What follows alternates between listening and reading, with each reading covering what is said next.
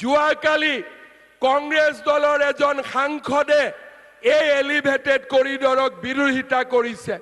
মই কংগ্ৰেছ দলৰ এই সাংসদ গৌৰৱ গগৈ ডাঙৰীয়াক ক'ব খোজো, আপুনি বিৰোধিতা কৰি থাকক, কিন্তু অসমে সপোন দেখিছে আকাশ চোৱাৰ, আৰু অসমে আকাশ চুবই, এই কথা মই আপোনাক স্পষ্টভাৱে ক'ব বিচাৰো।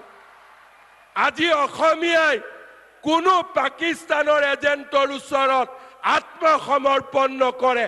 আজি অসমীয়াই কোনো অচিনাকি মানুহৰ ওচৰত আত্মসমৰ্পণ নকৰে।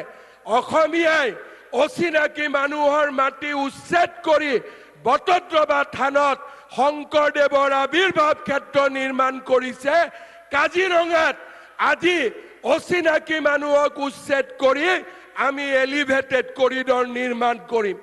এয়া হৈছে নতুন অসমৰ স্বপ্ন, এয়া হৈছে নতুন অসমৰ দিগন্ত, আৰু সেইবাবে আমি সকলোৱে আজি মোদী ডাঙৰীয়াৰ নেতৃত্বত আত্মবিশ্বাসী, অটল আৰু আমি অবিচল যে আমি অসমক নতুনকৈ নিৰ্মাণ কৰিম।